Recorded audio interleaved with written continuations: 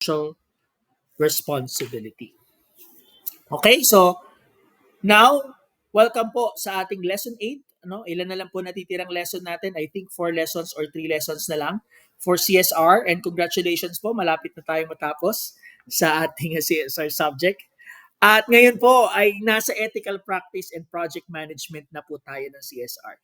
We are now down to our lesson 8. So for our introduction, our journey has taken us from the why of the corporate social responsibility, the principles, the 3 P's, no, and to the how of designing impactful programs. So tinuro na tayo niyan, papaano yan, no? However, the path from a well-designed plan to successful ethical outcomes filled with real-world difficulties, no? Hindi ganun kadali para i-execute, no, o magplano at mag-execute ng isang ethical o legal, no? The CSR implementation, the implementation CSR initiative is between in the intersection of the power, no, resources and human interests. No, sabihin hindi pa rin talaga natin maaalis yung mga yan, ano? Yan tatlong aspect o variables na yan, power, resources and human interests, which inevitably gives rise to the ethical challenges that it must be navigated with care and professionalism. At ang makakagawa po niyan, walang iba, kundi ang isang social worker. So this lesson will confront these different hurdles in CSR implementation. We will examine those ethical dilemmas, such as these power imbalances, the conflict of interest, and the practice of greenwashing, as we mentioned in our earlier lessons. So to address these challenges, we will introduce trauma-informed project management, which is a very vital approach to the social work profession that embeds to this principle of safety, trust, and empowerment directly into the practice, not just creating social change, but ensuring that the progress, project programs, and activities of CSR is fundamentally humane.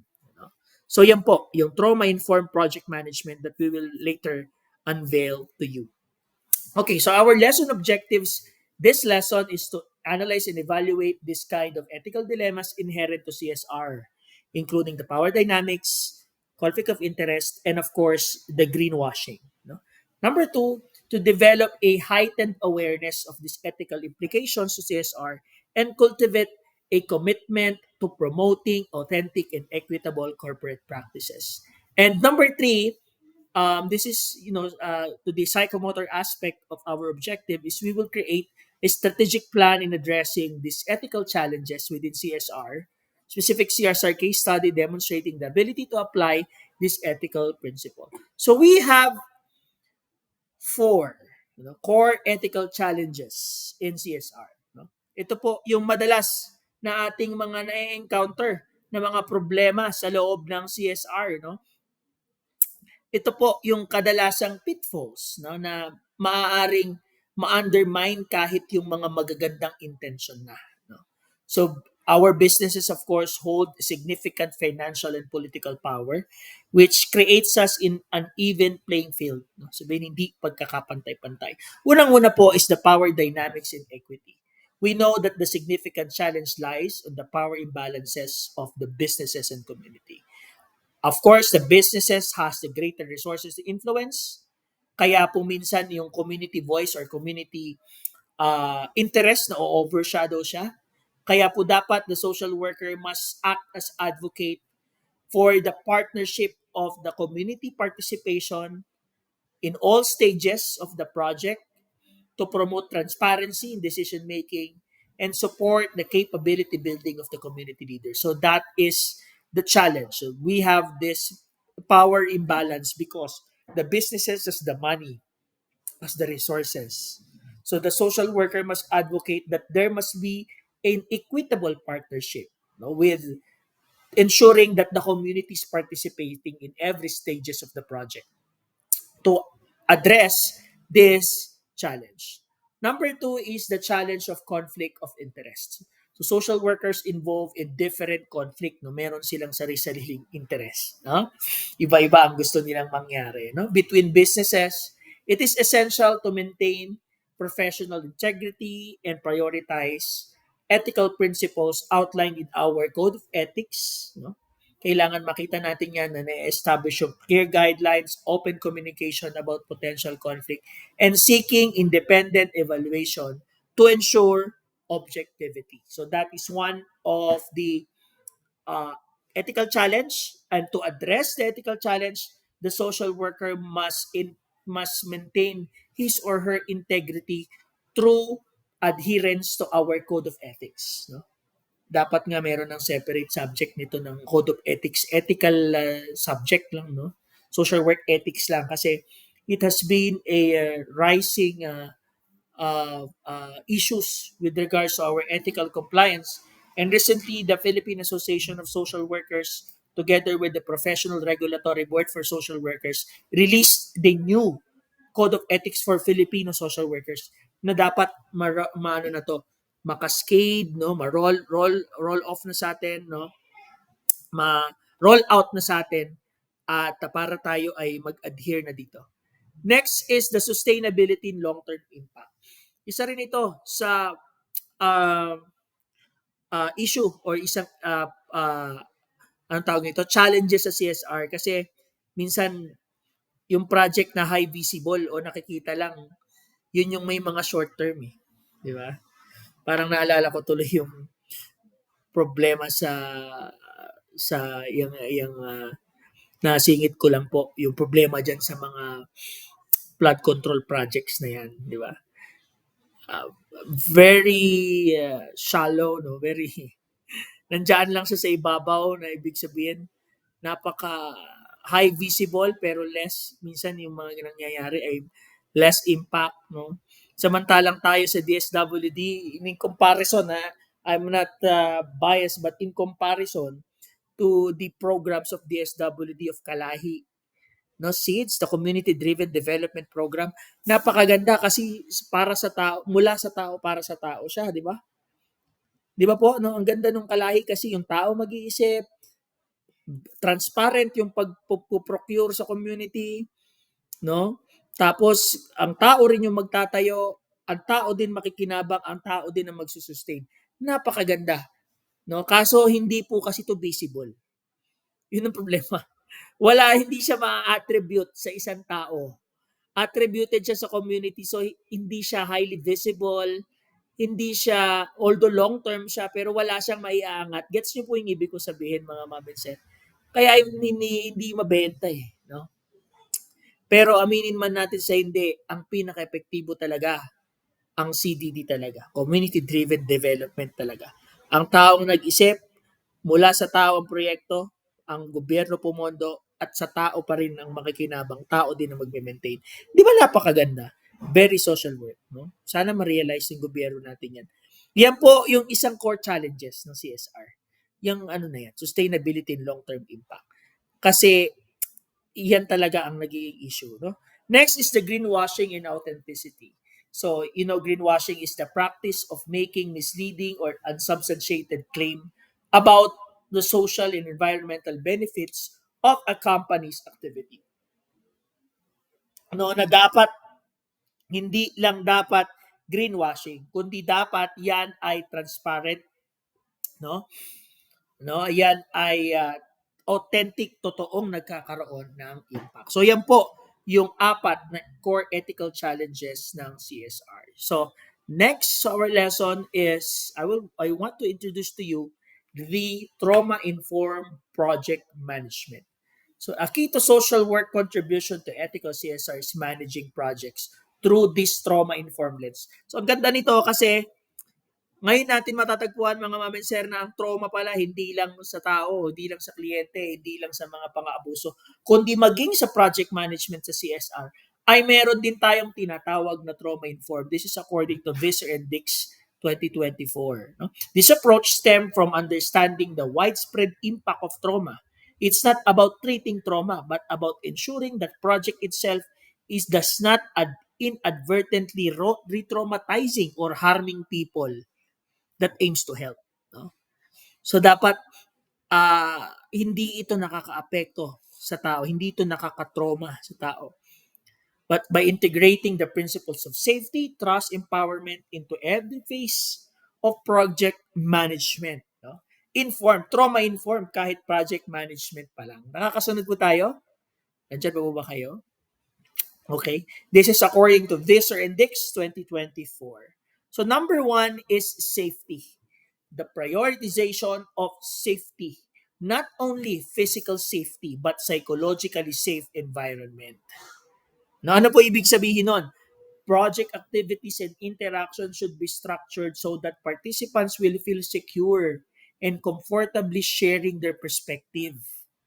Hindi lang yung, yan na, nakaranasan nyo na po ba to? May project kayo pero hindi kayo makapag-comment? Pero meron sanang maganda or meron sanang ibang paraan para mas madali at mas maganda pero hindi kayo makapag-comment because you have the fear of judgment or fear of stepping others' feet or fear of harm. Nakaka-relate po ba kayo, no? The trauma-informed project management is about promoting psychological safety. Na pag mga project, we are really comfortable in sharing our perspective.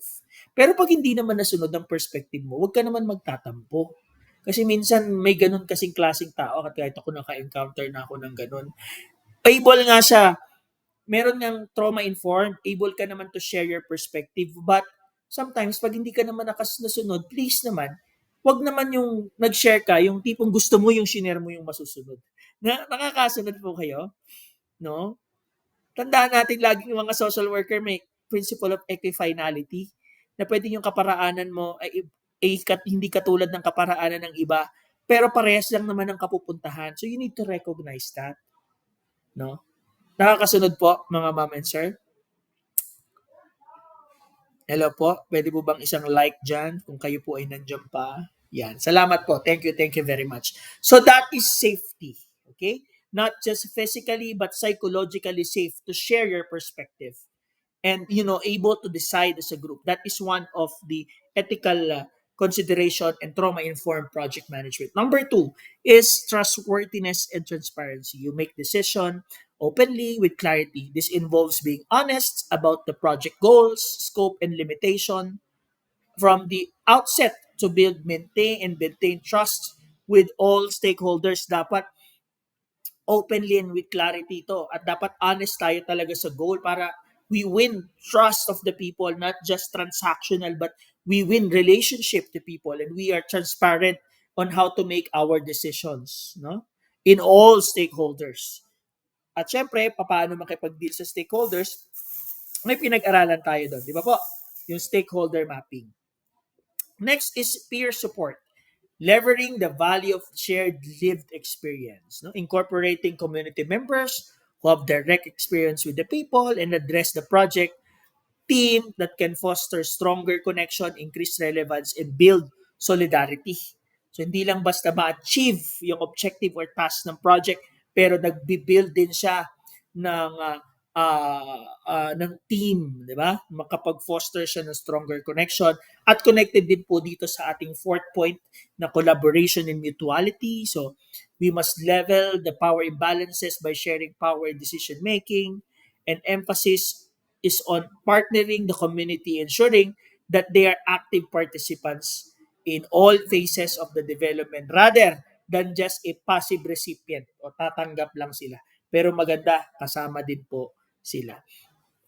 And lastly, last point for trauma-informed project management is empowerment, voice, and choice. So we are recognized and build upon the inherent strength of the people. Projects should be designed to offer genuine choices of the participant and ensure that their voice are heard in the decision making. And one of the principle of social work is self determination. So that is our five trauma informed project management. So that's safety, trustworthiness and transparency, peer support, collaboration and mutuality, and lastly, the empowerment, voice, and choice. So for our conclusion for this lesson 8, so this lesson navigates the different ethical challenges that CSR is facing and the solution of it. And by critically examining this, we can prepare for the realities of the CSR work. If you will work sooner or later in a CSR company, you are now prepared to battle this kind of realities.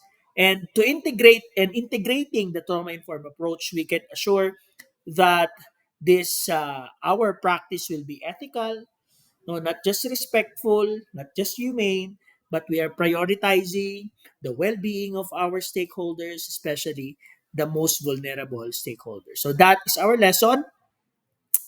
The ano man title ng lesson natin ngayon? Ethical Practice and Project Management in CSR. So as we always do in our subject, no? Meron po tayong iniiwang tatlong tanong as our discussion question. So first question, okay po ba kayo, mga ma'am and sir? Nandiyan pa po ba kayo? Okay, thank you for staying. Salamat po, salamat po. So number one question is, a mining company initiates a CSR program to build a new health clinic for an indigenous community whose land they operate on. How could this seemingly positive initiative perpetuate the existing power imbalances? What specific steps guided by trauma-informed practices could the social worker take to ensure that the project is collaborative and empowering? So ano daw ba yung pwedeng gawin niya sa indigenous community? Of course, dapat bago itayo ito, dapat kinoconsult yung indigenous community, dapat integrated din yung kanilang indigenous practices ng pagpapagamot. So nakakabit din doon, integrated din dapat. At the same time, yung modern healthcare natin, integrated din siya dapat para collaborative at empowering. Pwede tayong mag-train ng mga ng mga albularyo, de joke lang. Mag-train ng mga babaylan sa new health clinic mo. Hindi naman. Ibig sabihin ako na po sumagot ng incorporate yung indigenous practices nila, no? Doon sa health clinic. I think that is the most ethical thing to do kung merong mining company na gusto mong itap dito. Number two is, imagine you are a social worker on the CSR team and you discover a program that's having unintended negative consequences in the local community. So merong isang programa na may negative consequence. Using the NASW Code of Ethics as your guide, how would you approach this situation, balancing your duty to your employer with the ethical responsibility with the community? So of course, masusolusyonan yan pag nag-conduct tayo ng conference at pag-usapan natin yung programang ito para ito ay manatiling ethical at mabago ito para maging ethical. And our last question for tonight is, how can the principle of transparency and accountability be used as practical tool to combat greenwashing? Provide specific example what company could demonstrate its authenticity. Siyempre dapat magbibigay tayo ng statistics, no? Ng numbers na ilan talaga natulungan. Mayroon tayong documentation na talagang ito ay nakaapekto at transparent, no? May video presentation na talagang ito ay nakatulong sa community. That's one of a specific example that we can have, no, to display authenticity na naka-impact talaga through testimonies. Okay, so any more clarifications or karagdagan po may gustong mag-share sa atin, no? So yan po ang ating lesson 8, ethical practice and project management in CSR. And I hope tandaan po natin yung different ethical challenges, no, ng CSR and the trauma-informed project management. Yan po ang ating lesson 8.